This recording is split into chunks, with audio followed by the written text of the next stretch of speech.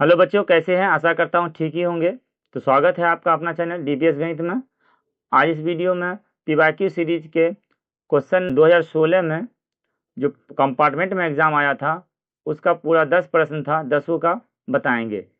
और उस प्लेलिस्ट में बना दिए हैं क्वेश्चन बैंक सीरीज का, तो वहाँ जाके प्लेलिस्ट में 2011 से लेकर 2024 तक का सभी को प्लेलिस्ट में वीडियो अब बारी बारी से उसमें वीडियो अपलोड कर रहे हैं, तो जाके वहाँ से देख लीजिए। और साथ में एक प्ले स्टोर में एक ऐप डाउनलोड कर दिए हैं, पहले डीपीएस गणित नाम से, ठीक है, डीपीएस गणित नाम से एक ऐप होगा, उसको डाउनलोड कर लीजिए। और वहाँ टेस्ट सीरीज के रूप में 2011 से 2024 तक का सभी प्रश्न को टेस्ट सीरीज के रूप में और ऑल सब्जेक्ट का दिया हुआ है, बिल्कुल फ्री है। जाके वहाँ डाउनलोड उसको कर लीजिए और टेस्ट देना चालू करिए। टेस्ट देना इसलिए ज़रूरी अब हो गया है क्योंकि टेस्ट दीजिएगा तब आपका पता चलेगा कि कौन सा प्रश्न आएगा और कितना आप अभी तक पढ़े हैं। टेस्ट इसीलिए देना ज़रूरी है। और एक कहावत भी है कि practice makes man a perfect. Practice करिएगा तभी आप परफेक्ट बनिएगा, तो प्रैक्टिस जाके करिए। और वो फ्री है, सभी सब्जेक्ट का है, तो इससे आपका प्रैक्टिस अनुमान भी हो जाएगा कि कितना नंबर अभी से आ रहा है, तो उतना नंबर आएगा ही। तो जाइए और जल्दी से प्रैक्टिस करना चालू करिए। चलिए, तो आज का 2016 का मैं जो कंपार्टमेंट पूछा था उसको हल करते हैं। चलिए, प्रश्न है बिंदु -4 3 किस पाद में होगा? प्रथम, द्वितीय, तृतीय और चतुर्थ। देखिए, एक समतल तल है और इसको 4 भाग में अगर बांट देंगे तो ये हो जाएगा एक्स अक्ष और ये हो जाएगा वाई अक्ष, और इधर जो आएगा ये हो जाएगा -x और ये -y। बीच वाला को क्या बोलते हैं? मूल बिंदु, ठीक है, ये 0 0 होता है। तो अब चूंकि देखिए ये x है और ये y, x माइनस है, x माइनस किस में रहेगा? तो इधर माइनस में x का है, -1 -2 -3 और -4। तो इसका मतलब ये फिक्स है कि इसमें ही दोनों कोण आएगा। और इसको प्रथम क्वाड्रेंट बोलते हैं, इसको सेकंड, और इसको थर्ड, इसको फोर्थ। तो देखते हैं किस में आता है। अब उसके बाद y देखेंगे तो y है +3, +3 ऊपर में रहेगा, 1 2 3 और ये 4। तो 3 यहाँ से देखिए, ग्राफ कॉपी में जब देखिएगा तो वो लाइनिंग खींचा रहता है, तो 4 -4 ऊपर ऐसे जाएगा और ये 3 इसमें, तो कुछ यहाँ पे कटेगा, यही बिंदु हो गया -4 और 3। तो ये कौन सा क्वाड्रेंट में है? ये सेकंड में है, द्वितीय पाद में है। ओके, चलिए नेक्स्ट वर्ड देखते हैं। निम्नलिखित में कौन द्विघात समीकरण है? 4 ऑप्शन है। पहला है 4x + 6 = 0, ax² - bx + c = 0, फिर है x × x + 3 = x², फिर x² + x पे पावर 1/2 = 2। तो देखिए, द्विघात समीकरण करते हैं तो अधिकतम घात 2 होना चाहिए। तो इसमें क्या है, पहला ऑप्शन में अधिकतम घात 1 है, तो ये रैखिक समीकरण हो जाएगा। सेकेंड ऑप्शन में देखेंगे तो ये जाएगा ax² - bx +, तो देखिए यही आंसर सही हो गया। अब कुछ बच्चे कहेंगे सर यहाँ तो पावर 2 है, तो यहाँ पावर 2 है, जब इसको हल करेंगे ना ये कट जाएगा। जैसे इसको x को x से गुना करेंगे तो आएगा x², फिर x को 3 से गुना करेंगे तो 3x, और बराबर क्या आ जाएगा? x²। तो देखिए दोनों साइड सेम है तो ये कट जाएगा, तो ये 3x आ गया, तो इसलिए ये द्विघात नहीं है। और ये तो बहुपद ही नहीं है, तो द्विघात का सवाल ही नहीं होता है क्योंकि पावर पूर्ण संख्या नहीं है। तो इसके लिए ऑप्शन नंबर बी सही होगा। कुछ भी प्रॉब्लम हो कमेंट कीजिए, और अगर कुछ अलग से कुछ व्हाट्सएप वगैरह पे पूछना है तो कमेंट कीजिए, आपको नंबर देंगे और उस पर आप चैट कर सकते हैं, सिर्फ ओनली चैट। ओके, यदि चित्र में यदि त्रिभुज ODC समरूप त्रिभुज OBA और कोण CDO = 70 तथा कोण BOC = 115, तो कोण DOC का मान क्या होगा? DOC यानी इस कोण का मान पूछा है। चलिए, समरूप है ये दोनों, तो उसके हिसाब से बनाएंगे तो बहुत समय लगेगा। एक सिंपल ट्रिक समझा देते हैं आपको। एक बिंदु पे चाहे कितना भी कोण बने, ठीक है, एक बिंदु पे चाहे कितना भी कोण बने, वो सभी कोणों का योगफल 360 ही होगा। ठीक है, तो अब इसको हिसाब समझते हैं। ये अगर 15 115 है तो यहाँ भी 115 होगा, क्यों? क्योंकि ये शीर्षाभिमुख कोण है।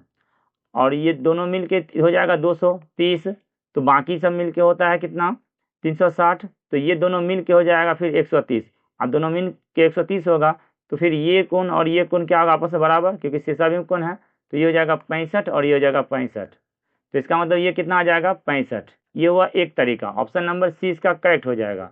दूसरा तरीका एक याद किए होंगे कि अगर कोई सरल रेखा है उस पर अगर एक कोण बनाए, इस तरह रेखा अगर आएगा तो ये हो जाएगा दोनों मिलकर सरल कोण।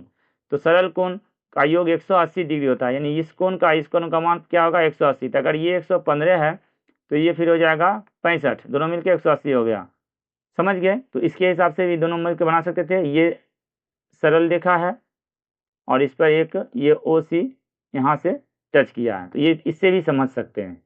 ठीक है, दोनों में कोई भी अप्लाई करिए, आसानी होगा।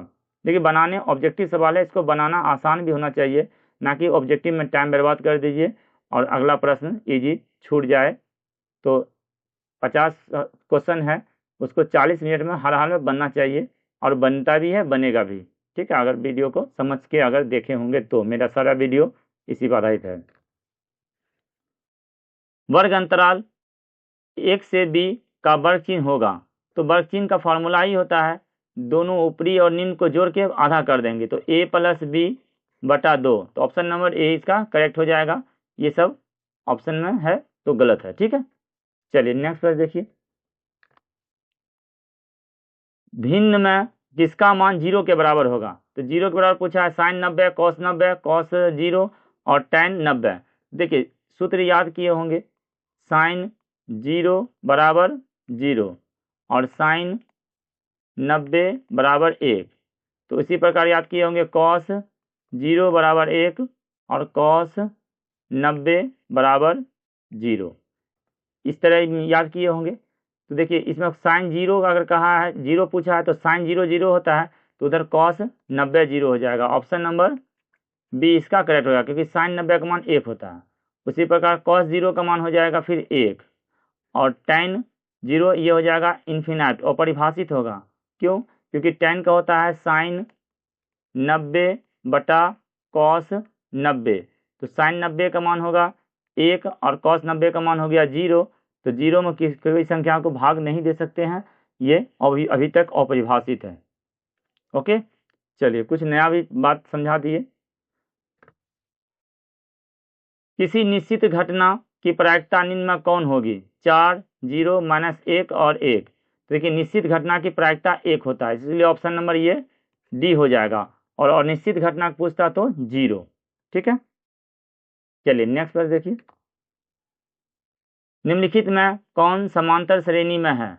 2, 4, 8, 16, -10, -6, -2, 2, 3, 5, 4, 2, इस तरह है।